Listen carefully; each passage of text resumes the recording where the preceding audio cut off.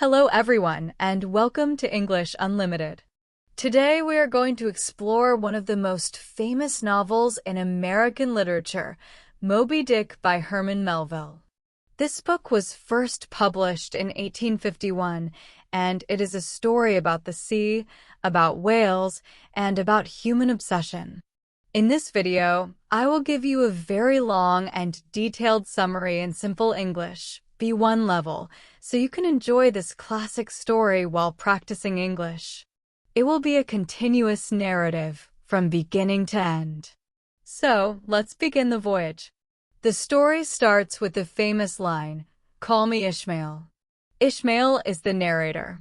He is a young man who loves the sea. He feels restless and wants to travel again as a sailor. He decides to join a whaling ship because in the middle of the 19th century, whale oil is very important for lamps and industry.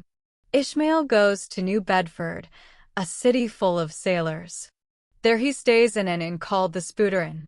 He must share his room with a harpooner from the South Seas called Queequeg. At first Ishmael is afraid because Queequeg has tattoos all over his body and carries a strange weapon. But soon they become good friends, almost like brothers. Queequeg is kind, brave, and loyal. Together, Ishmael and Queequeg go to Nantucket, the center of American whaling. There they choose to sail on a ship called the Pequod. The owners of the ship are two men named Peleg and Bildad. They are old Quakers, serious and religious, but also tough business people. They warn Ishmael and Queequeg that the captain of the Pequod is a man named Ahab. Ahab is experienced, but he is also strange and has a dark reputation.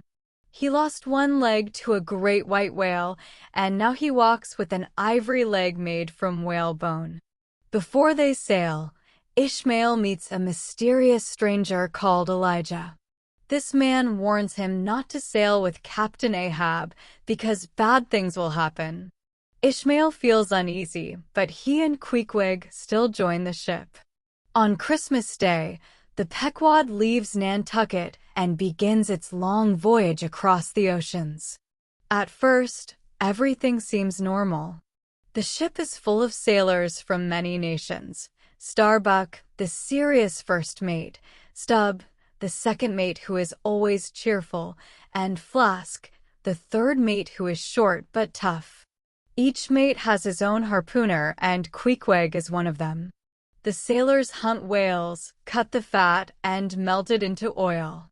Ishmael describes the life of a whaler, with its dangers, its routines, and its strange customs. For a while, Captain Ahab does not appear on deck. The sailors whisper about him. Finally, one morning, Ahab comes out. He is tall, thin, with a scar on his face. His ivory leg makes a strange sound when he walks. His eyes shine with intensity. Ahab calls the men and nails a gold coin to the mast. He says that this coin will be the prize for the first sailor who sees a special whale, Moby-Dick, the great white whale. Ahab explains that this whale destroyed his leg, and now he wants revenge. The sailors realize the truth. The voyage is not only about hunting whales for oil. It is really about Ahab's personal obsession. Starbuck, the first mate, is worried. He says that a captain should hunt whales for profit, not for revenge. But Ahab ignores him. His will is strong, and soon the crew is excited to join his hunt for Moby-Dick.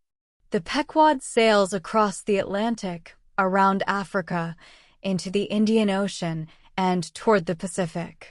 On the way, they meet other whaling ships. Ahab always asks the captains the same question: "Have you seen the white whale?" Sometimes the other captains share news, sometimes not. Each meeting, called a gam, gives us more information about Moby-Dick. Some sailors say the whale is like a ghost, impossible to catch. Others say he is very dangerous. Meanwhile, Ishmael describes many details about whales, their size, their anatomy, their behavior. He talks about the tools of whaling, the dangers of storms, and the hard work of the crew. These descriptions make the story realistic and teach us about the whaling world of the 1800s. On board the Pequod, we also see the lives of the sailors. Queequeg shows his courage and skill. He becomes sick at one point, and everyone fears he will die, but he recovers. Starbuck continues to resist Ahab's obsession, but he never has the power to stop him. Stubb makes jokes and sings songs, trying to keep the men happy. Flask obeys orders without asking questions. Ahab, however, becomes more and more obsessed. He often speaks alone to the sea, to the sky, and even to his harpoon. He believes that Moby-Dick is not just an animal, but a symbol of evil, something he must fight with all his strength. He even forges a special harpoon, made with blood from the harpooners, to use against the whale. As the voyage continues, Ahab's obsession affects everyone. Some men fear him, some admire him, but no one can escape his will. Ishmael observes all this and reflects on destiny, free will, and the mysteries of life. Finally, after many months, the Pequod enters the Pacific Ocean. Ahab receives more news about Moby-Dick. At last, one day, the white whale is seen. The sailors prepare for the final battle. The fight lasts 3 days. On the first day, the men chase Moby-Dick in their small boats. The whale is enormous, with a white body full of scars. He smashes the boats and disappears into the sea. Many men are hurt, but no one dies. On the second day, they try again. This time the whale destroys more boats and even damages the Pequod itself. Ahab refuses to stop. His eyes burn with determination. On the third day, the final chase begins. The men follow Moby-Dick far into the ocean. The whale attacks fiercely. He smashes Ahab's boat, kills men, and finally strikes the Pequod. The ship begins to sink. In the chaos, Ahab throws his harpoon at Moby-Dick, but the rope wraps around his neck. He is pulled into the sea, tied to the whale. The Pequod sinks under the waves. Only Ishmael survives. He clings to a coffin that Queequeg had made earlier when he was sick and thought he would die. This coffin floats like a small boat.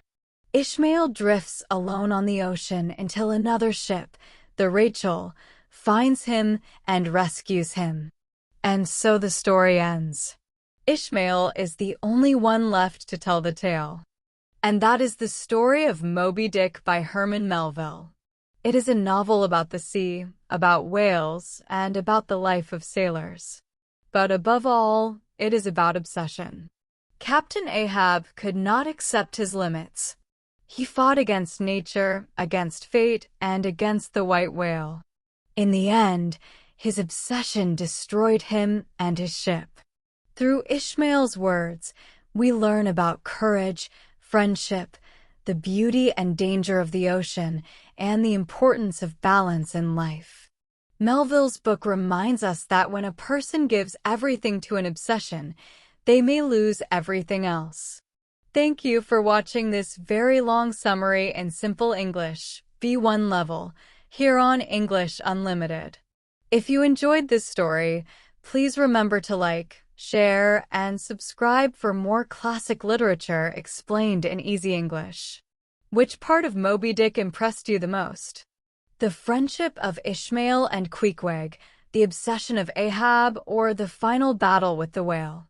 Tell me in the comments below. And remember, keep learning, keep practicing, and keep improving your English with English Unlimited.